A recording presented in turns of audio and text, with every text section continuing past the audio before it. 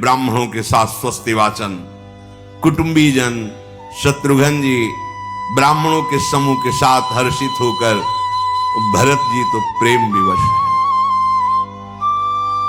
प्रभु की अगुवानी के लिए सब आगे बढ़े।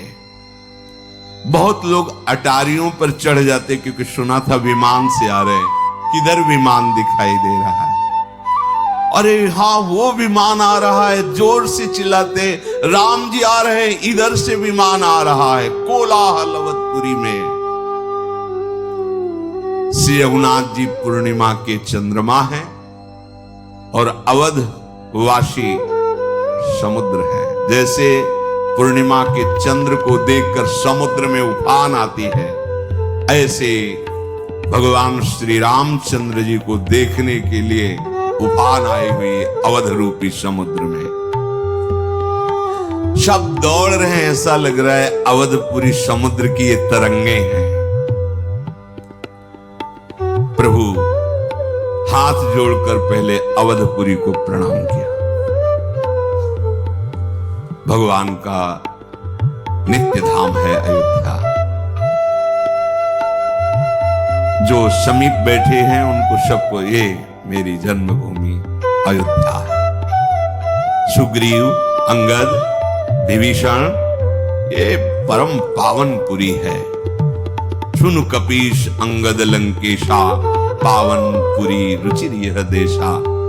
यद्यपि सब वैकुंठ बखाना, वेद पुराण विदित जग जाना।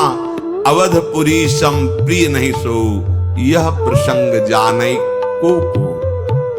यद्यपि मेरे वैकुंठ धाम की बड़ी महिमा है, शास्त्र पुराणों में प्रसिद्ध है, और अवधपुरी के समान मुझे वो भी प्रिय नहीं है।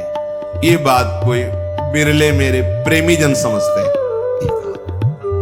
जन्मभूमि मम पुरी सुहावन, उत्तर दिश बह सरजू पावन।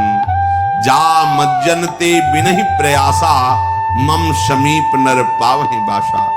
ये सुहावनी मेरी पूरी जन्मभूमि अयोध्या है। इसके उत्तर दिशा में परम पावन सरयू जी प्रवाहित हो रही, जिसमें स्नान करके मनुष्य बिना ही श्रम मेरे सामीप्य मुक्ति को पा जाता है। यहाँ के निवासी मुझे बहुत प्रिय है। ये पूरी सुख की राशि है, ये मेरे परम धाम को देने वाली है। सब सुनकर हर्षित हो रहे हैं, क्योंकि अपने श्री मुख से अवध की बड़ाई प्रभु श्री राम जी कर रहे हैं। कृपा समुद्र भगवान श्री रामचंद्र जी ने देखा विमान से, सब आकाश की तरफ देख रहे हैं। कैसा लगता होगा?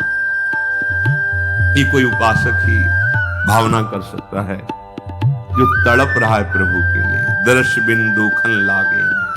कह रहे हैं कि 14 वर्ष अयोध्या में किसी ने भरपेट भोजन नहीं पाया, बस प्राण बचे रहे, क्योंकि प्रभु के दर्शन होंगे इसलिए। ये सबके प्राण निकल जाते, कैसे कोई जी सकता है ऐसे प्रभु से दूर रहकर।